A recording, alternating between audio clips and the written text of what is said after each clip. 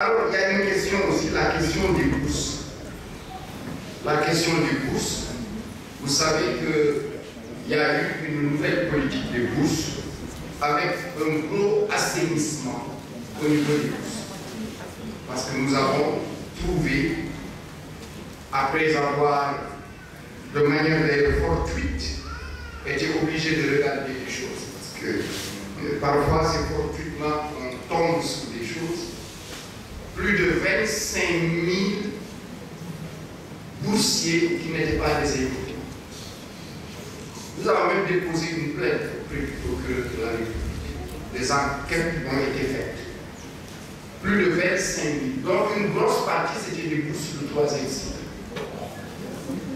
Il a fallu assainir et surtout croiser les fichiers des facultés, des UFR, avec le fichier de la direction des bourses. Ça n'a pas été facile. Parce que dans ce tohu-bohu entre ceux qui sont des ayants droit qui ont été victimes de non-paiement et ceux qui ne sont pas des ayants droit et qui sont instrumentalisés par des gens qui ne sont même pas dans l'université et qui percevaient des bourses, évidemment, ça a fait beaucoup de boucan.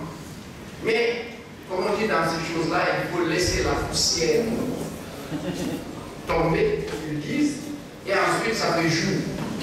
Ça fait jour puisque cette année 2014-2015, du mois de novembre au mois de juillet, nous avons régulièrement payé les bourses avant la fin de chaque mois.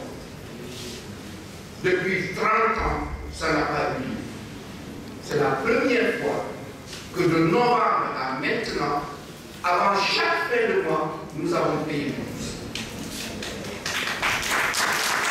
Et je le dis parce que vous êtes boursiers, pour la première fois, depuis plus de 30 ans, le 25 juillet, nous avons payé le gros lot.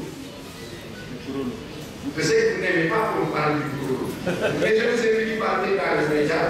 Les parents savent que vous avez fait sur les gros lots. Donc ça participe à l'assainissement dans l'espace universitaire. Que vous soyez sûr qu'avant chaque fin de mois, si vous êtes en règle, votre bourse vous la percevrez. Ça c'est fait aujourd'hui, c'est un acquis de la réforme. Le deuxième acquis de la réforme, dans la politique de bourse. Alors, il y a eu quelques difficultés qui ne sont pas liées à la direction des bourses. Je le parle parce que le recteur lui-même en a parlé. Quand vos facultés ou vos départements ne donnent pas les résultats à temps, la direction des bourses ne peut pas vous payer. Elle n'a rien à voir comme ça. Et nous avons fixé un délai. C'est-à-dire que tout résultat qui n'est pas reçu avant le 8 du mois est reporté à l'autre mois. Parce que c'est ça qui nous permet de respecter l'engagement, qui est de payer avant la fin du mois. Et ça, on sera intransigeant dedans. Il faudra l'exiger de vos départements, de vos facultés, que les gens transmettent à temps les résultats. Voilà. Deuxième résultat de la réforme. Parce que la réforme, elle a deux aspects. L'équité et l'excellence. L'excellence, il faut l'encourager. Une université, s'il n'y a pas d'excellence, c'est la médiocrité. Et qui paye la médiocrité, ce sont les étudiants. Si vous êtes médiocre, les gens encouragent les gens qui sont allés se former à l'étranger ou dans le privé. C'est pourquoi vous avez intérêt à ce que l'État soit exigeant et que vos formations soient des formations de qualité. Dans ce sens-là, nous avons encouragé que les bacheliers qui ont la mention bien ou très bien, qui restent au Sénégal, aient aussi une bourse d'excellence. Et ça a démarré cette année. Tous les bacheliers qui ont eu la mention bien ou très bien ont perçu mensuellement 60 000 francs. Alors qu'avant, ils percevaient 36 000 francs. Et aussi, tous ceux qui ont eu la mention assez bien, il n'y a pas eu besoin d'intervention ou autre chose, ils ont eu la bourse entière, sans débat. Ça aussi, c'est important. Pas besoin d'intervention.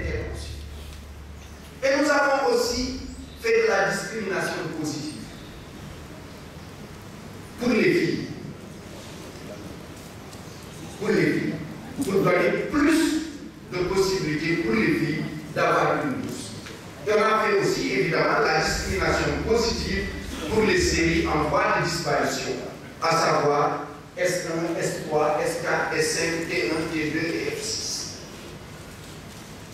Ensuite, toujours pour les bourses, nous avons continué à donner des bourses d'excellence à l'étranger, mais en relevant le niveau. Parce que le constat, c'était que les jeunes qui avaient des bourses d'excellence, qui allaient à l'étranger, il fallait absolument que les parents complètent pour qu'ils puissent vivre avec. Ça signifiait qu'il n'y a pas d'équité. Si vous êtes fils de paysan comme moi à l'époque, vous ne serez pas allé faire les prépas.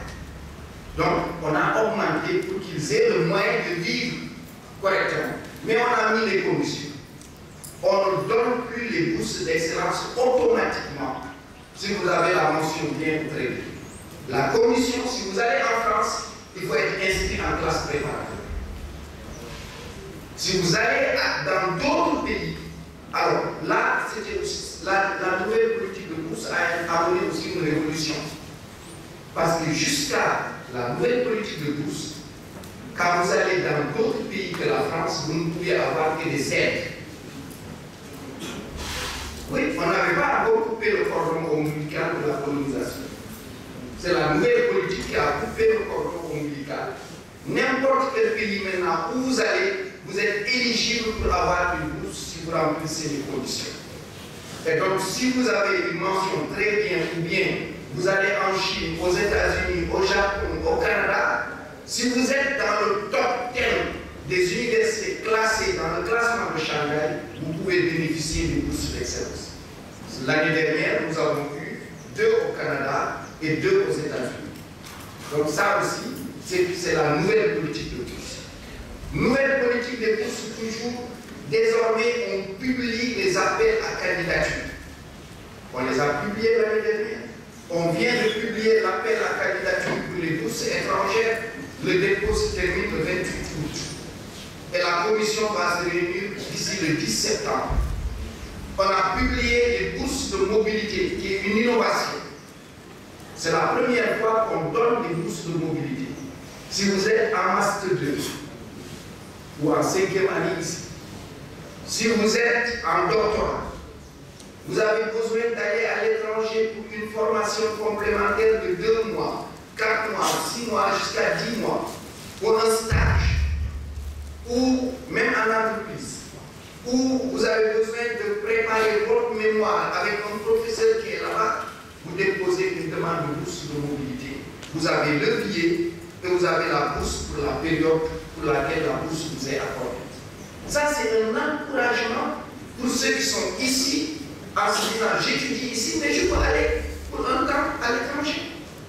C'est aussi un encouragement pour les Sénégalais qui étudient à l'étranger de revenir faire le stage ou leur mémoire dans le pays pour être immergés dans le pays. L'appel d'offres est lancé, c'est clôturé le 31 août.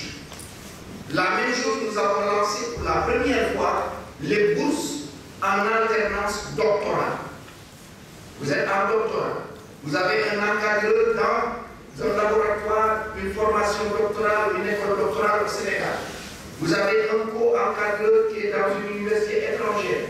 Vous pouvez demander une bourse doctorale en alternance qui vous est accordée sous 3 ans avec possibilité d'une année supplémentaire si les 2 directeurs et les écoles doctorales confirment que si on vous donne l'année supplémentaire, vous allez soutenir. On vous donne 6 mois où vous restez au Sénégal dans le labo sénégalais. Vous avez 6 mois dans le labo étranger. Vous avez obligation de venir soutenir au Sénégal. Et dans toutes vos publications, vous avez obligation de mettre votre université sénégalaise et le département et le labo sénégalais dans lequel vous êtes. Parce que ça aussi, c'est pour que nos écoles doctorales vivent et que la production intellectuelle de nos doctorats ne nous échappe pas pour aller enrichir des pays étrangers qui renforcent le classement de nos universités et évidemment affaiblissent le classement, par exemple, de l'UQAD. Donc ça aussi, c'est une nouvelle politique qui est lancée.